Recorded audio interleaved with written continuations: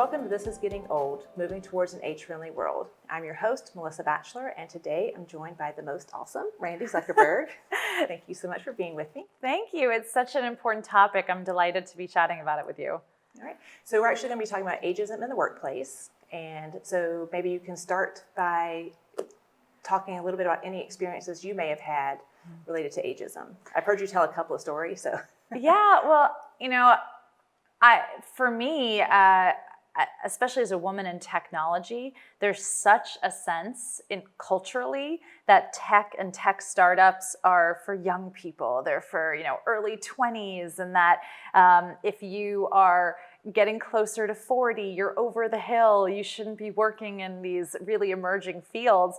There's also, I think, a double pressure being a woman in those fields, because I felt all this pressure of, okay, 20 to 40 is like the appropriate age for me to be all in on a tech career, but I also want to have children. And how do I balance that and throw that into the mix? So for me, age was definitely something that I thought about all the time, working in a career on the front lines of technology. And I wish that we could change the narrative a bit to encompass many more people. I actually recently listened to an interview that you did, and tell me a little bit about when you decided to stay at Facebook. I think you were around 22, and why you made that decision.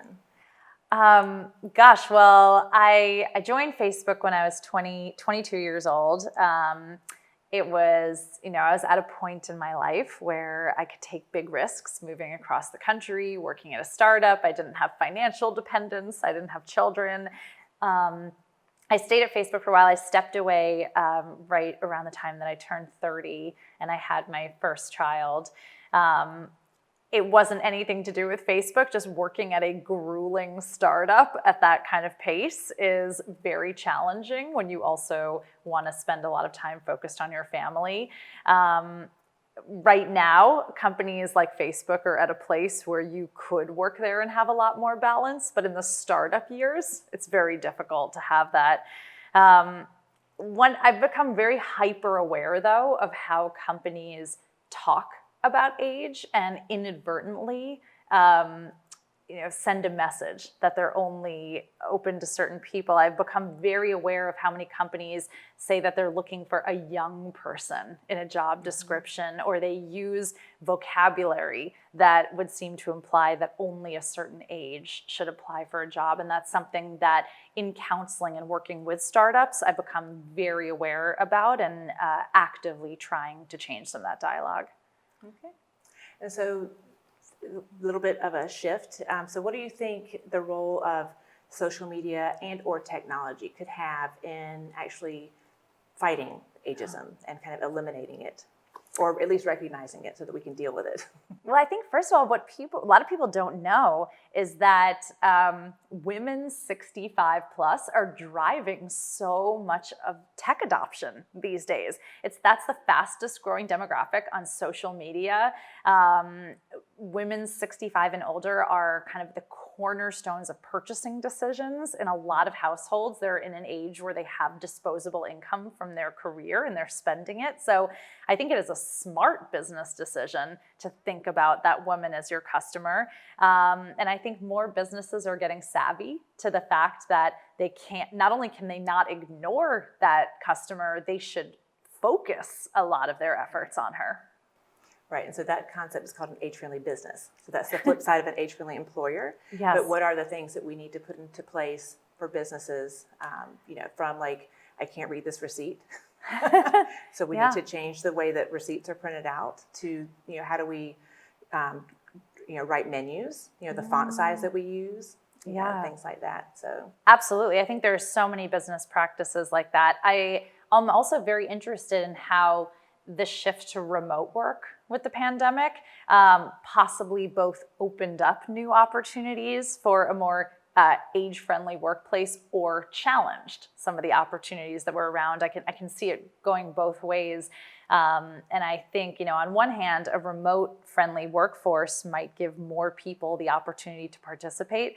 On the other hand, it does require a level of kind of tech savviness that could be discriminating. So I think it's something that we definitely have to think about as we go into what the new normal of workplaces look like. Another interest of yours is kind of the startup business. And so what advice would you have for someone who's 40 plus that wants to create a brand new business? Well, first of all, I think having your own startup is exciting at any age. I will say I've had the experience of working for companies, I've worked for myself, and even my worst day working for myself is better than my best day working for someone else. So that's something I wish for everyone. I think, if you are 40 plus giving your own startup, you have so much to talk about. You have so many experiences that you can talk to potential investors about. You have such a bigger Rolodex at age 40 than you had at age 20 of contacts who you could hire or work with or partner or raise money from. So I think instead of feeling insecure about that, entrepreneurs should think of that as a competitive advantage, that they have that wisdom and that experience to lean on. Right. And typically older adults are happier too. I know that one myth is that older people are cranky and, that type of stuff. But happiness is actually a U-shape. And so you're actually happier in late life than you are in middle life.